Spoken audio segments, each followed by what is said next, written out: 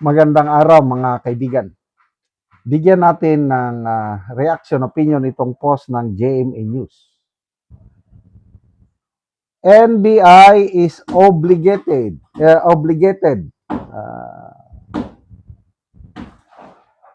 to investigate death threats to President Bongbong Marcos, says Malacanang. Sinimulan po ito ng Vice Presidente at narinig na rin po natin si Mayor Basti Duterte. Ang NBI po, kayo po ay nakatalagang mag-imbestiga sa mga ganitong klaseng death threats sa Pangulo at kahit sino mang ordinaryong tao. Palace Press Officer Yusek Claire Castro said in a press briefing. Ano ito? Siya na ang nagdadirect sa NBI na mag-investigate? Hindi ko maintindihan. Kasi kung totoo ito, dapat ang Department of Justice ang mag-utos sa NBI dahil ang NBI hindi man under ng PCO. Bakit? Ulitin ko basahin natin ulit. Hindi ko maintindihan. Sinimulan po ito ng Vice Presidente, meaning yung 2024 ba yun na yung conditional threat kung tawagin. Kung may mangyayaring masama sa akin, kung mamamatay ako, na may kinontak na rin akong tao para igurgor sina yung tatlo. Yun ang pahayag yan ang sinasabi dito na sinimulan po ito ng Vice Presidente at narinig na rin po natin si Mayor Basti Duterte. Ang NBI, kayo po ang nakatalagang mag-imbestiga sa mga ganitong klaseng death threats sa Pangulo at kahit sino mang mga ordinaryong tao. Ang pagkaintindi ko dito, Castro is directing NBI, which is not supposed to be. Wala na yan, hindi na yan saklaw sa kapangyarihan ng Palace Press Officer. Ito, hindi ko na siya narinig mismo. Baka tinanong siya ng media. So, example, ako yung media. Doon sa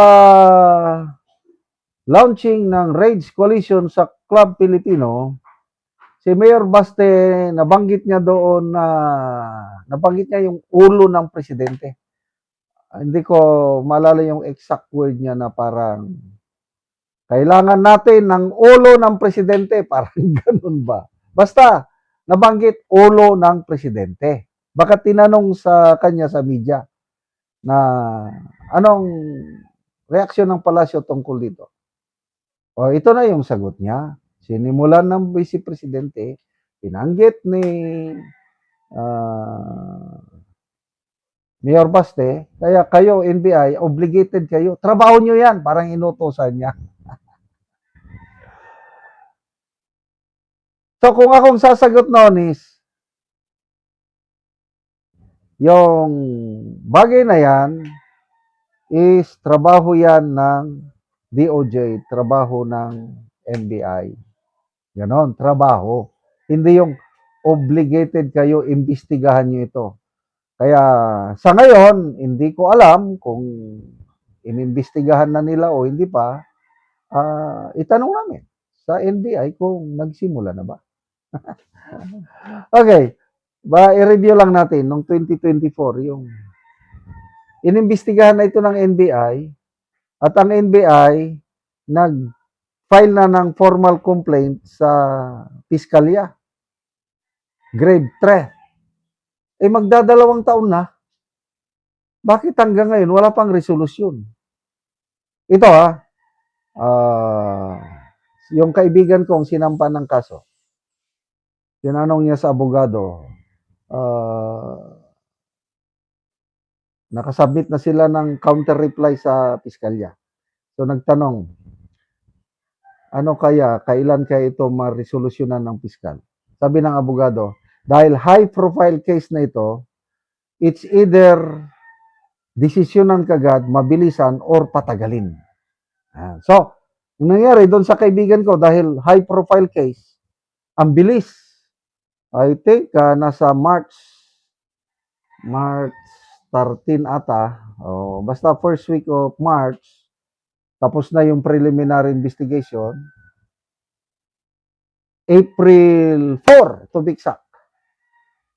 Lumabas na yung resolution, yung kaibigan ko na kitaan ng probable cause at umakyat ang complaint kaso sa korte. Dahil it's a high profile case. So, bilis. Isang buwan lang. Nandun na yung resolution. So, ito, kay BP Sara, high profile case din ito dahil it involves the lives of the President, the First Lady, and Speaker of the House. So, ang tagal na. Wala pa ring resolusyon. Anong dahilan? Bakit pinapatagal? Dalawa, opinion ko lang ito. Ang piskalya natin is, sa tingin ko, observation ko is, karamihan dyan are professionals. Hindi masyadong sa politika yan. Trabaho-trabaho lang. Baka, ayaw nilang magbigay ng resolution kagad kasi kung i-resolution nila na walang probable cause, baka pag-initan sila. Kung ibasura naman nila ang kaso, yan.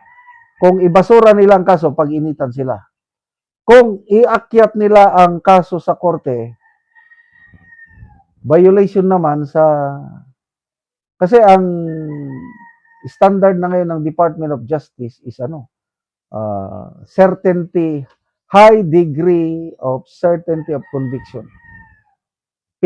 Tinasa nila, dati probable cause lang eh. Ang probable cause, konting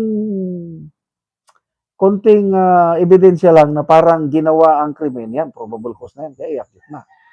Dahil sa probable cause, ang dami ng kasong naikyat, nagkakaroon na ng backlog sa mga korte kasi sa ang daming naisasampang kaso. So ngayon, bago isampa ang kaso, there should be a high degree of conviction. So ayaw nilang, kasi kung mahinang ebidensya, sabi nga ni Congressman Rufus Rodriguez, isang batikang abogado, yan, yung grave threat kay BP Sara. Remember, sabi niya, nag-lecture siya sa kamera. There's a big difference between conditional threat and threat with a condition. Example, threat with a condition. Igurgur kita, magugurgur ka, kung hindi mo ako bigyan ng ransom na 10 million. Yun, grave threat yun. Threat with a condition. Yung isa naman, sabi niya, yung conditional threat, kung mamamatay ako, ganito rin, mamamatay ka rin. Yan, conditional threat daw. Ang conditional threat is baliwala. Ayun, kay BP Sara is just a conditional threat. Kaya walang kaso up to now. And then kay Mayor Baste, I don't know. Sige, imbestigahan nyo. Kailangan natin yung ulo niya. Does it mean na salamat mga kaibigan sa inyong pagsubaybay sa channel na ito. Nakakatulong kayo ng malaki sa tribong Talandig ng Bukidnon dahil ang sweldo natin sa channel na ito is pantulong po sa tribo. Namimigay tayo ng libreng yero at pako para makapagpatayo sila ng mas maayos na tirahan. Panoorin niyo ang video na ito. Muna ni ang atop ni nanay sa natagaan na mo og yero. So muna ni gid ang itsura sa iyang atop nga mga dagko na gyud og buslot. Ipang sapahan og silupin makita man gani.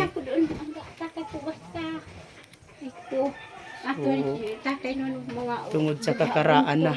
Titing pag ay matisa o kanyang ting mga Tekton ka kasong kumanayan. Dagi-dagi mga pasalamat ko ha o kuan. O may babya Karon mo na ni among gihatag nga yero.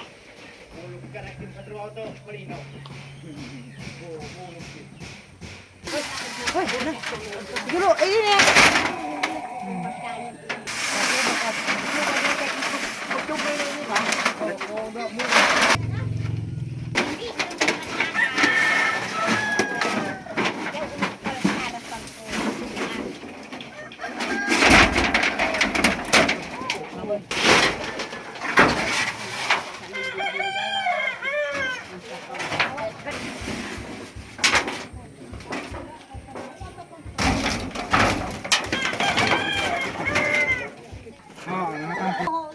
binag